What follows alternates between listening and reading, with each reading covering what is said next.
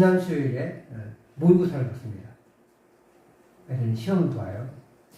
이 모의고사는 이제 수능을 보잖아요. 수능을 준비하는 거예요. 고3한테는 아주 중요하지만 고등학교 1학년, 2학년도 보는 이유는 내 위치가 현재 어디인지, 그리고 어떻게 준비해야 될지, 뭐가 부족한지, 전국에서의 석차는 어느 정도인지, 수준은 어느 정도인지까지 파악하는 거예요. 뭐 순창에서는 1, 2등 하는데 전국에서 가면은 뭐 100만 등, 50만 등 할 수도 있으니까 1000등인지 200등인지 전국에서도 1등인지 확인해 보는 거예요. 어떤 친구들은 전국 꼴등인데 전국에서는 한 10% 안에 들어가는 그런 사람들도 있어요. 그런 것들을 이제 보여주는 거예요. 수능은 이렇게 출제될 거야. 이런 식으로 공부를 해야 돼. 너는 지금 어디가 잘하고 있고 어디를 모자라. 이런 것들을 확인하기 위해서 이제 전국 모의고사를 보는 거예요. 소원을. 그리고 이제 우리 아들은 시험에 2가지 반응이 있어요. 전화하거나 전화하지 않거나. 잘 봤다는 생각이 들면 전화하는 것 같고요. 좀 못 봤다 싶으면 전화를 안 하는 것 같아요. 뭐 이번엔 했을까요? 안 했을까요? 학생들은 정기적으로 시험을 봅니다. 예전에는 중간고사, 기말고사 이렇게 봤죠. 근데 그것은 요즘은 이제 1차 고사, 2차 고사라고 한대요. 우리가 생각했던 것보다 시험을 굉장히 빨리 봐요. 우리는 방학 직전에 봤잖아요.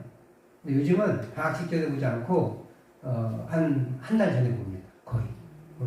좀 늦어도 한 3주 전에 보는 것 같아요. 그래서 성적에 불만이 없는지까지 확인하고 그리고 방학을 합니다.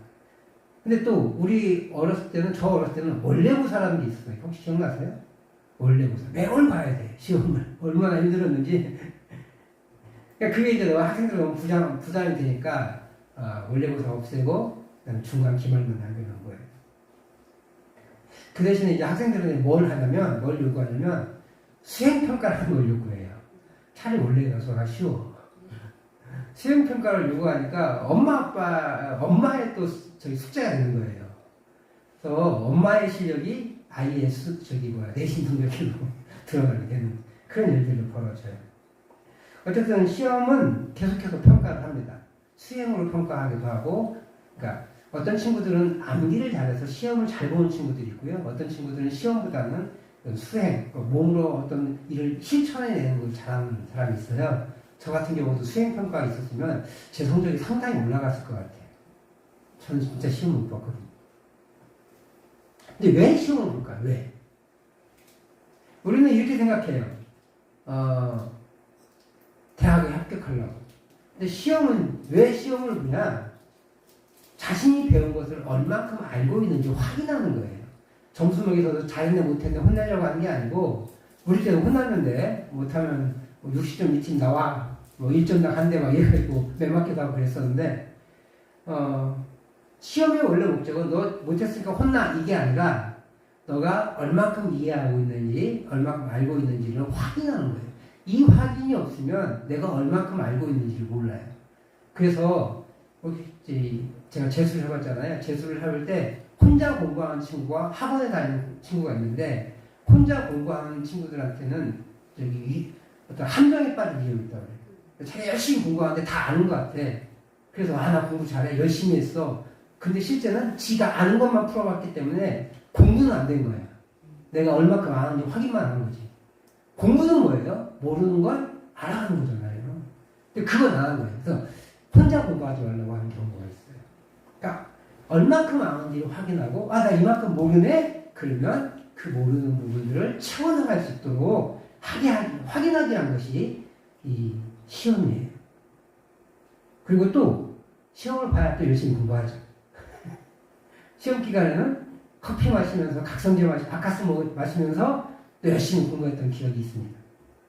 그런데 하나님도 우리를 그렇게 시험하시는 경우가 있어요. 아니, 늘 항상 시험하십니다. 우리의 인생의 시험에 던져질 때가 있어요. 우리는 그 인생의 시험에서 우리의 신앙심이 드러나고 내 신앙의 위치를 파악할 수 있는 거예요. 또 동시에 신앙의 수준이 높아지기도 합니다. 또 반대로 낮아집니다. 시험 들어서. 근데 이 시험이라는 단어가 우리도 똑같이 시험이라고 쓰는데 굳이 분류하면 죄송해요. 영어 좀 써볼게요. 하나는 테스트예요. 우리가 잘 알고 있는. 그러니까 네가 얼마큼 알고 우리가 알고 있는 얼마큼 알고 있는지를 이렇게 점검해 보는 거예요. 그리고 어느 부분이 모자라니까 어떻게 성장시켜야겠다라는 기회를 주게 한 테스트가 있고요. 너 이리 와, 이쪽으로 와, 이쪽으로 와서 넌 죄악에 빠져. 넌 구렁텅이에 빠져야 돼. 이렇게 하는 유혹이 있어요. 템테이션이라고. 근데 놀랍게 있잖아요. 우리도 똑같이 써요. 나 시험 들었어. 여기 유혹에 빠졌어. 이런 뜻이잖아요. 그리고 시험 쳤어. 그러면 시험을 본 거죠. 똑같은 말이잖아요. 이 헬라어 성경도 유혹하다와 시험보다 입증하다를 같은 단어로 써요. 어떤 똑같은 일에 어떤 사람은 테스트가 되어서 영적인 성숙이 일어나는 반면 어떤 사람에게는 유혹당해서 신앙의 나락으로 빠지는 그런 일들도 벌어진다는 거예요. 근데 시험의 목적은 뭐예요? 하나님이 우리에게 시험을 주시잖아요. 그 시험의 목적은 뭐겠어요? 나락으로 떨어뜨리시는 걸까요? 아니면 테스트를 통해서 그 테스트를 넘어서면 복 주시려고 하시는 걸까요? 복 주시려고요. 그리고 테스트를 통과하지 못하더라도 내가 어느 부분이 약하구나 라는 걸 알고 그것을 뛰어넘게 하시려고 하시는 거예요. 오늘 예수님도 이런 시험에 임하고 계세요. 예수님은 세례를 받으시고 광야로 몰리십니다. 그리고 그곳에서 시험을 받으세요. 오늘 성경 마가복음은 시험 자체를 자세히 서술하지 않아요. 그렇지만 특별한 의미의 시험이 이곳에서 진행되고 있어요.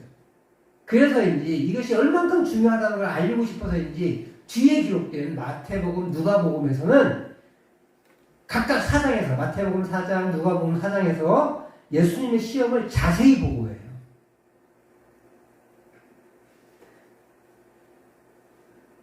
그렇다면 왜 예수님은 시험을 받으셔야 했을까? 여러분 생각해 보세요. 우리 바로 앞절에서 어떤 일이 벌어져요? 예수님이 세례 요한에게 세례를 받으시죠. 그리고 마태복음에서 뭐라고 얘기하냐면 내가 당신께 세례를 받아야 되는데 어떻게 당신께서 저에게 세례를 받으시려 하십니까? 라고 묻죠. 요한이. 그러니까 예수님이 뭐라고 대답하세요? 이를 행해서 뜻을 이루기 위함이다. 하나님의 뜻을 이루기 위함이에요. 그러니까 실행을 해라. 그렇게 세례가 주어져요. 세례가 주어졌을 때 그때 하늘에서 어떤 소리가 나요? 너는 내 사랑하는 아들이라. 내가 너를 기뻐하노라. 물론 있잖아요. 이 소리를 아무도 못 들었을 수도 있어요. 소리는 들었지만 못 알아먹었을 수도 있어요. 뭔 소리인지. 그렇지만 분명히 선언된 건 이 예수님이 하나님의 아들이고 하나님이 기뻐하는 분이라는 거예요. 그것이 선언됐어요. 그럼 더 이상 뭐 증명할 필요가 있어요? 없어요? 없어요. 그런데 하나님은 확인할 작업이 필요한 거죠. 확인 작업이 필요했어요.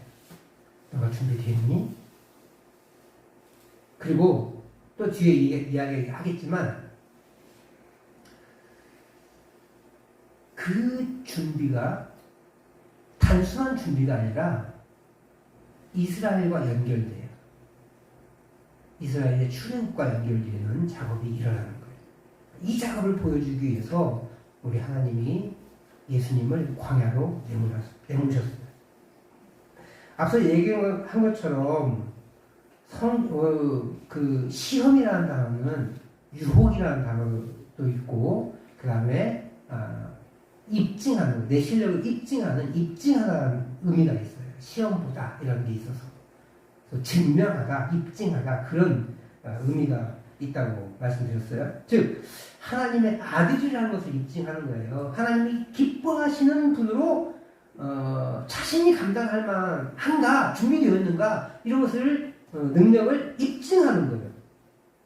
그리고 두 번째로 아까 얘기했던 것처럼 이스라엘의 실패와 비교하는 거예요. 어떤 실패? 광야에서의 실패와 비교. 왜 그러면 광야냐? 그거에 대한 준비가 필요한 것 같습니다. 예수님 있잖아요. 더욱이 이 시험 당할 때 어떻게 당하셨어요? 내가 광야로 가서. 내가 예수님이 욕심이 나가지고 광야에 가가지고 하신 게 아니라 사탄이 유혹해서 강을 끌려간 게 아니라 누가 내몰았대요? 성령이 몰아내셨대요. 너무 예수님이 잘못해서 쫓아내신 것 같잖아요. 그래서인지 마태복음과 누가복음에서는 이끄셨다라고 표현했어요. 사탄이 끌어낸 게 아니에요. 당신의 의지로 간 게 아니에요. 누가 내몰았어요? 성령께서. 하나님의 영인 성령께서 내모신 거예요. 그래서 예수님의 시험은요, 예수님이 당하신 시험은 사탄의 유혹이 아니라 하나님의 테스트예요, 테스트. 12절 말씀을 같이 한번 읽어보도록 하겠습니다. 시작. 성령이 곧 예수를 광야로 몰아내신지라. 몰아내셨다, 성령께서. 어쨌든 핵심이 뭐예요? 이 시험은 성부 하나님의 주도하심이다 라는 걸 알 수가 있는 거예요. 그래서 광야로 몰아내셨습니다. 이 광야도 지난주에 설명했던 것처럼 그 광야예요. 그 광야. 거기에 글자가 붙으면 이스라엘 사람들은 어떻게 생각한다고요? 출애굽의 광야. 40년의 광야 생활이라고 생각한다고 그랬어요. 오늘도 그 광야예요. 성령이 예수님을 그 광야로 몰아내셨다. 이스라엘 사람들은 뭘로 생각했어요? 40년의 광야 생활. 이미 예수님이 광야에 있었어요. 요한의 세례를 광야에서 받았으니까. 그러니까 요한이 세례받은 그 요단강 근처가 다 광야였던 거죠. 근데 그곳에서 특별히 또 어느 한쪽으로 더 가신 것 같아요. 어딘지는 정확하게 알 수 없어요. 이 광야는 출애굽의 광야, 구원의 광야, 그리고 무엇보다 시험의 광야. 이스라엘은 40년간 시험 받았어요. 왜 시험 받았습니까? 그들이 불신종 때문에. 우리 인생에도 마찬가지. 우리 인생의 시험을 거칠 때 광야를 받았다고 합니다. 이 광야의 시간은 우리 인생의 테스트이고 믿음의 증명이며 입증하는 시간이라는 것을 우리가 기억할 수 있어야 돼요. 우리 주님도 하나님의 아들로 선언되고 하나님이 기뻐하는 자로 선언되었지만 그 증명, 입증의 시간이 필요했고 또 승리의 모습을 보여야 했어요. 메시아로서 이스라엘이 실패한 것을 승리로 다가가셨기에 이분이 진짜 메시아가 될 수 있는 분이다 라는 것을 보여줄 필요가 있었던 거예요. 그 입증의 기간이 40일입니다. 40일. 다시 오늘 성경에는 나오지 않지만 마태복음과 누가복음에는 금식하셨다고 했어요. 줄이십니다. 금식하며 지냈다. 40일 금식했다. 쉽지 않은 기간의 때이죠.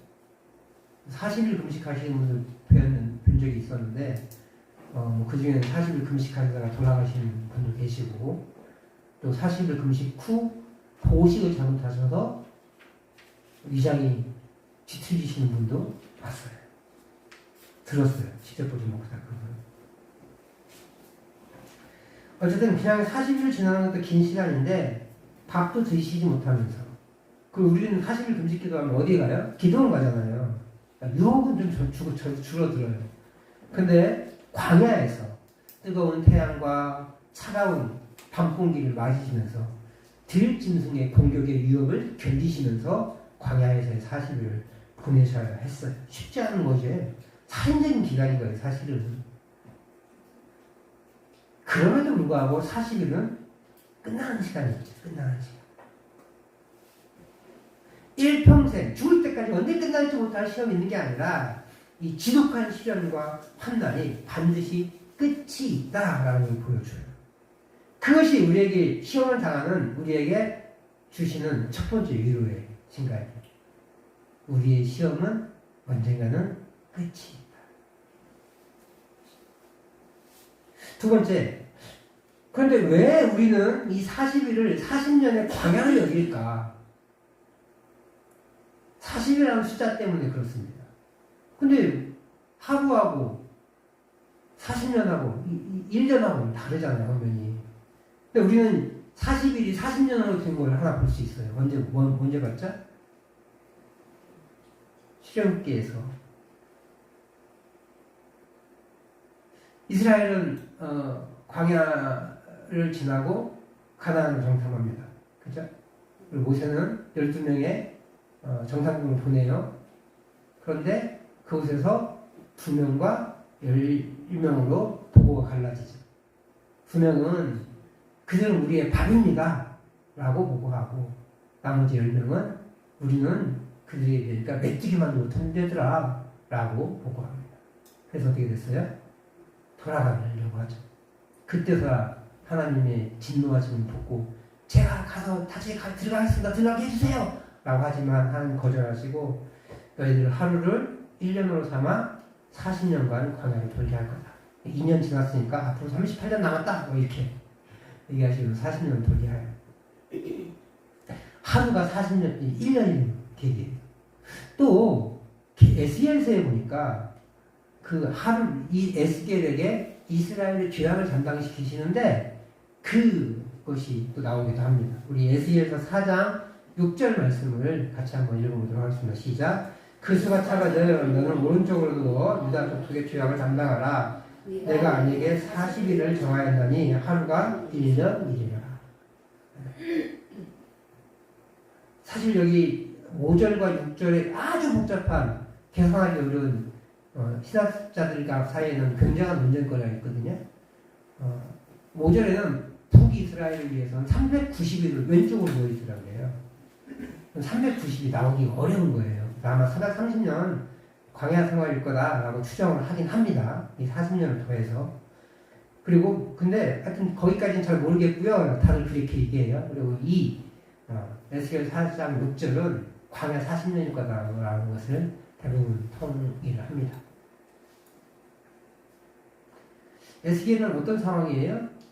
바벨론 포로로 끌려와서 그곳에서 이스라엘의 남유다가 왜 멸망했는지를 보는 그런 상태예요. 그래서 다메섹에 있었지만 저기 어디야 예루살렘까지 가고 환상 여행을 막 합니다. 그러면서 마지막에 하나님이 거기 계시는 하나님 여호와 샴마로 이 에스겔이 끝나요. 에스겔에게 하나님이 뭘 담당시키셨냐면 40일간 오른쪽으로만 자라는 거야. 얼마나 늙었어요. 왜? 지난 390일 동안은 왼쪽으로만 잤어요. 그렇게 고통을 주면서 뭘 얘기하시냐면 이스라엘이 40년간의 고난을 배반이 있었는데 그 죄악을 네가 담당하는 거야. 그것을 이제 예수님과 연결시키면 예수님의 40일 동안 시험이 이스라엘의 유다 광야 40년의 그 시험과 연결시킬 수 있다는 거예요. 그래서 40년 동안 이야기, 그 시험을 예수님이 당하셨어요. 그리고 그 시험을 예수님이 이기셨죠. 예수님과 이스라엘의 차별을 보여주는 거예요. 두 번째 이유는 천사들의 수종을 받았다는 거예요. 예수님은 40일간 천사의 수종을 받습니다. 오늘 보고에 의하면 그래요. 근데 마태복음의 보고에 의하면 예수님은 40일간 금식하셨 다음에 그 다음에 천사가 와서 먹을 걸 제공한 것 같아요. 줄이신지라. 그래서 천사가 수종들었다 이렇게 표현하거든요. 마귀는 떠나고 천사가 수종들다. 그러니까 그렇게 보면 마태복음의 보고에 의하면 천사는 예수님이 시험 다 끝난 다음에 먹을 걸 제공해주는 그런 존재로 보여요. 마치 엘리야가 까마귀를 통해서 공급받았던 것처럼 그런 모습을 보여주는 거다. 근데 오늘 성경은 그것 꼭 그렇게 보여지지 않아요. 그냥 사실 전체를 묶은 게아니죠. 그래서 어떻게 이해하기를 원하게 쓴 거냐면 40일의 기간 동안 보호하셨다. 왜 그러냐면 40일간 시험을 받으시는데 누구와 함께 있었어요? 들짐승과 같이. 들짐승과 함께. 들짐승이 어떤 표현이세요? 여러분 길 가다가 들짐승 만났어요. 근데 우리나라 들짐승은 그래도 우리가 자주 보는 노루나 뭐 담비나 뭐 이런 거 보면 무섭진 않죠. 근데 뭐가 나타나면 무서워요? 멧돼지 나타나면 무섭잖아요. 근데 이스라엘에는 일이나 늑대나 곰과 여우가 있었어요. 다 육식동물들이잖아요. 멧돼지는 우리 공격 안 해요, 웬만하면. 자기가 위협을 느끼기 때문이다. 왜냐면 멧돼지는 우리 안 먹고 짐승을 안 먹거든요. 그냥 걔들은 풀 먹어도 되니까. 근데 일이나 늑대는 뭘 먹어요? 고기를 먹잖아요. 그러니까 굶주린 상태에서 약한 사람을 보면 공격하게 돼 있어요. 거기 곰도 있을 수 있고, 사자와 늑대도 있을 수 있죠. 그들은 공격하게 돼 있어요. 근데 예수님은 40일 동안 광야에 있으면서 그들의 공격을 받지 않는다는 거예요. 뭐였겠어요? 다니엘을 보호하셨던 것처럼 하나님의 보호하심이 있었던 거죠. 그러니까 천사가 수종들었다는 표현은 마태복음의 보고에 의하면 바깥 따졌다라는 걸로 이해할 수 있지만 마가복음에서는 뭘 보여주고 싶었냐면 밥 먹었다는 얘기 없잖아요. 금식했다는 얘기도 없어요. 그럼 무엇을 얘기하고 싶으신 거예요? 밥을 주셨을 수도 있죠. 마태복음 보고처럼. 근데 그 안에 여기서 숨겨진 뉘앙스는 천사를 통해 들짐승으로부터 함께 있었지만 그들로부터 하나님이 보호하셨다. 보호의 의미가 숨겨져 있는 거죠. 예수님이 시험 받으시는 장면이 자세히 보고는 않지만 시험의 주체가 사탄이에요. 예수님이 하나님의 광야로 내몰리 하셨지만 이 시험을 받으실 때 들짐승과 함께 거하셨던 것은 들짐승의 유혹이 있었는데 그 유혹으로부터 보호하셨다. 사실 이 하나님의 테스트잖아요. 이게 입증의 시간인데 그 입증의 시간에 금식하시면서 들짐승의 공격을 받으려고 위협을 느낀다면 얼마나 이 쫄깃쫄깃하게 힘드시겠어요. 스트레스를 받겠어요. 그러다 쩔쩔만 배가 고픈데 사탄은 계속해서 유혹해내고 주변에서는 들짐승이 호시탄탄 노리고 있어요. 배는 고파 힘은 없어요. 그런 상황이에요. 예수님의 40일의 그 시험 기간이 쉽지 않은 기간이었다는 거예요. 우리처럼 기도원 가서 솔직히 등 따스고 배부르게 그렇게 기도하는 게 아니었어요. 그것도 목숨 걸고 있는 것이고 지금은 거의 안 할 거예요. 예전에는 40일 금식하시는 분들이 제 주변에도 있었을 정도로 많았었는데 지금 금식 일주일도 안 하실 거예요. 안 하시는 것 같아요. 근데 예수님의 금식은 기도원 가서 하는 금식도 아니에요. 그냥 광야 한가운데서 하시는 금식이었어요. 그리고 우리 동네는 멧돼지밖에 없지만 그 동네는 사자와 늑대와 이와 승냥이와 어떤 자칼이라는 이런 더 많은 들짐승들이 있었을 거라는 거예요. 그런 때에 하나님은 천사를 통해 보호하시고 40의 광야의 시험을 통과하신 후에는 그 천사를 통해서 먹을 것도 공개하셨습니다. 그래서 예수님은 보호하심을 통해 기력까지 회복하실 수 있으셨던 겁니다. 왜 오늘 성경은 이 40일의 광야 생활을 굳이 보여주는 걸까? 안 보여줘도 되는데. 이 보호하심을 위한 것일까? 또 그렇지는 않아요. 신학적으로는요, 구약의 이스라엘과 대조시켜주기 위한 거예요. 그래서 이게 엄청 중요하니까 마태복음, 누가복음에서도 이 장면을 그것도 더 자세하게 보여주는 거죠. 구약의 이스라엘은 광야의 시험을 지나지만 실패합니다. 그렇지만 예수님은 이 광야의 시험을 통과하십니다. 거기에는 하나님의 보호하심이 있었음을 보여줘요. 그래서 예수님이 메시아이시다. 구약의 약속이 성취하시는 메시아이시다라는 것을 보여주는 거죠. 그래서 메시아가 오셨고 그가 실패의 이스라엘을 회복시킬 시험을 통과한 메시아 예수님이시다라는 것을 보여주기 위해서 이 마태, 마가, 누가 복음에서 동일하게 이 예수님의 시험 장면을 굳이 보여주는 거예요. 굳이. 안 보여줘도 돼요. 세례의 장면은 보여주면 하잖아요. 이 시험은 안 보여줘도 되는데 굳이 보여주신 이유는 예수님이 메시아로 오신 것인데 메시아로 오시면서 구약의 성취를, 구약의 약속을 성취하신 것이라는 것을 보여주기 위한 징표라는 거예요. 이를 통해 마가복음을 읽는 독자들은요, 시험과 보호, 그리고 승리를 기대케 해요. 최종적으로 우리의 구원이 하나님께 있음을 기대하고 그 구원의 역사가 어떻게 진행되는지를 기대하는 거예요. 그러니까 마가복음을 읽어내는 거죠. 우리는 지금 2000년 지나가지고 뭐 이게 뭐야? 이렇게 이해할 수 있지만 저도 해석을 보기 전까지는 별 의미가 없었다고 생각했어요. 근데 5년 전에 교수님이 이게 뭔지 알아요? 하면서 설명해 주는데 진짜 믿기지 않았어요. 뭘 또 거기까지 그랬단 말이에요.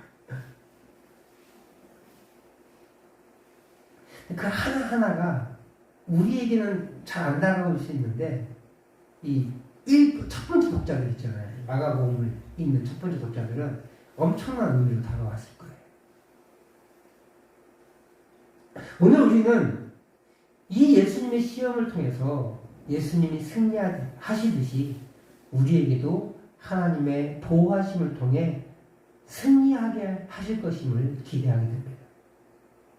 우리 인생에 쓴 시험들과 유혹들이 넘쳐납니다. 마치 광야에 내몰린 것처럼 그렇게 어려운 시기가 우리에게 닥칠 때가 있습니다. 남들에게 말 못할 정말 그 위기들, 아니 누가 봐도 너무 힘든 그 위기들, 더 억울한 것은 난 잘못도 없는데 생겨난다는 거예요. 그 위협들이. 제가 대학 입시를 사무실인데도 떨어졌다고 그랬잖아요. 우리 집안에 그때 우리 집안에 정말 가슴 아픈 일이 생겨났었어요. 그 소식을 저는 언제 들었냐면 총신대 입학시험이 있는 전날 들었어요. 오늘 예비소집 갔다 와서 빨리 자야 돼. 그래 내일 아침에 6시쯤 일어나서 8시 반 전에 8시 10분 전에 들어가야 되니까 시험장에 총신대학교에 우리 집에서 한 40분 걸려요. 제가 서울 살던 곳에서. 그래서 택시를 타고 가려고 맘먹고 있었단 말이에요. 6시 반쯤 나가서 아침에 얼마 안 막히니까 한 30분이면 가거든요. 그러려고 이제 준비하고 있는데 집안에 어려움이 있었다는 걸 누나들이 이야기하면서 제가 아는 거예요. 그래서 제가 그 소리를 듣고 뭐라고 그랬냐면, 야, 하나님 어떻게 우리 집에 이럴 수 있어? 응? 하나님 계신 거 맞아? 이렇게. 그래서 옆에 있는 누나가 그 소리를 들으면서, 야, 너는 그래도 그 소리 하지 말아야지. 총신대학 간다는 놈이. 하나님의 마지막 테스트가 그날 밤에 있었던 거죠. 제가 평소 모의고사에는요, 총신대학에 들어갈 점수가 됐어요. 그러니까 작년 총신대 커트라인보다 높고 평균점 정도 돼요. 제 모의고사 성적이. 그럼 떨어질 리는 없거든요. 갑자기 뭐 높아지고 싶지 않아요.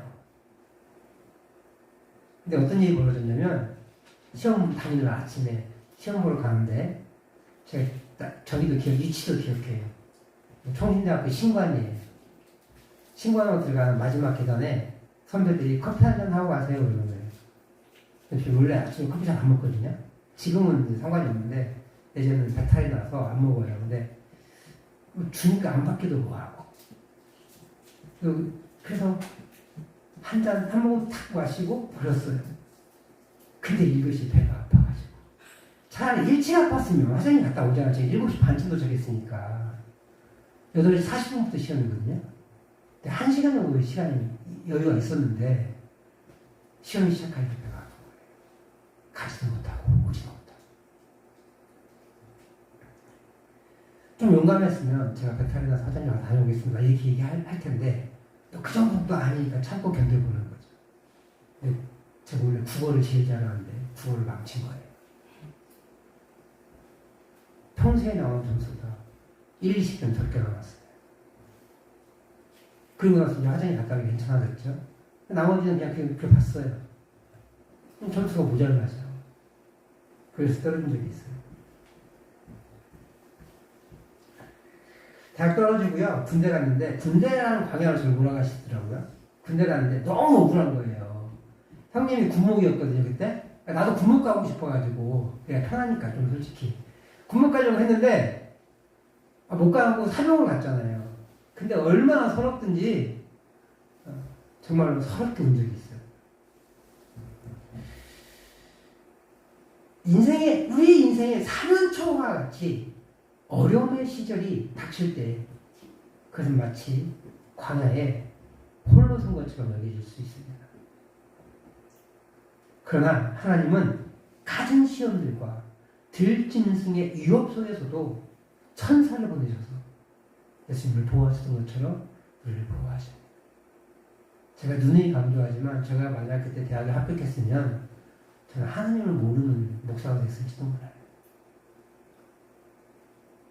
저는 대학에 떨어지는 그래서 군대에 가는 광야의 생활을 통해서 저는 승리를 얻게 된 거예요. 인생의 광야에 내몰릴 때 내몰릴 때가 우리에게 있을 수 있지만 그것은 우리가 뭔가를 잘못해서라기보다는 하나님이 우리에게 주실 은혜가 있는데 그 은혜를 누릴 만한 영적인 실력이 있는지 영적으로 성숙해 있는지 그것을 감당할 만한 그것이 복이 되게 하는 준비가 되어 있는지에 대한 테스트라는 것을 우리가 기억할 수 있길 바랍니다. 오늘 우리는 오늘 본문 12절에서 몰아내신지라 라는 것을 기억해야 돼요. 우리가 어렵다고 내가 뭘 잘못했지 막 고민한 게 아니라 하나님이 허락하신 거예요. 그곳에 가서 훈련받고 훈련받아서 더 성숙해지고 건강해지고 그래서 하나님의 일을 감당하되 하나님 주신 복을 감당할 수 있는 실력을 갖출 수 있도록 허락하신 거예요. 예수님의 시험이 하나님의 주도에 있었고 또한 13절에 천사들이 수종되게 하신 것처럼 보호와 음식을 제공하신 것을 우리가 기억해야 돼요. 우리를 실어버리지 않으셨습니다. 이사야 41장 9절 말씀 같이 읽어볼게요. 시작.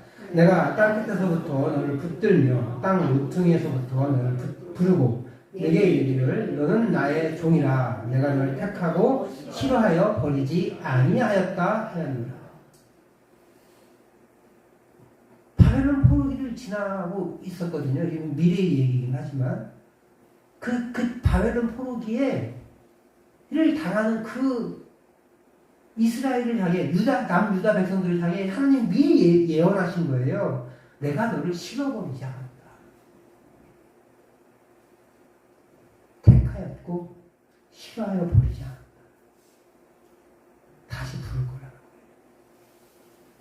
남유다가 심판을 받아 멸망에 이르렀지만 싫어하여 버리지 않았다고 선언하는 거예요. 그것이 하나님의 본뜻이에요. 우리에게 광야의 유혹과 사탄의 시험, 들짐승의 유혹을 내몰아내시기도 하시지만 그것은 어디까지나 하나님의 주도 안에 있어요. 그래서 사탄이, 들짐승이 우리를 해하지 못하도록 성령님을 보내셔서 우리를 보호하시고 계십니다. 천사를 통해 우리를 보호하세요. 그 보호하심을 믿으며 위기 속에서도 하나님 안에 거할 수 있길 바래요. 하나님 없는 거 아니야? 이렇게 저처럼 이렇게 하지 말고 하나님이 주실 걸 기대했으면 좋겠어요. 저는 20대니까 그런 말을 했어요. 지금 그런 말 안 해요. 왜요? 아니까. 인생의 경험을 통해서 알아가고 있으니까. 그래서 하나님이 이제는 그런 시험 안 주시는 것 같아요. 줄 필요가 없어요. 저에게는. 모르겠어요. 다음에 어떤 시험을 주실지. 근데 저에게 인생에 어떤 사람에게는 크지 않아 보이는 위기였을지 모르지만 저에게는 아주 큰 위기였거든요. 근데 그 위기의 시간들을 하나님이 이렇게 세밀하게 보호하시고 이끌어가시고 그 언제 알았냐? 돌아가서 보니까 1년이 지나고 10년이 지나고 20년이 지나서 돌아보니까 그게 은혜였구나.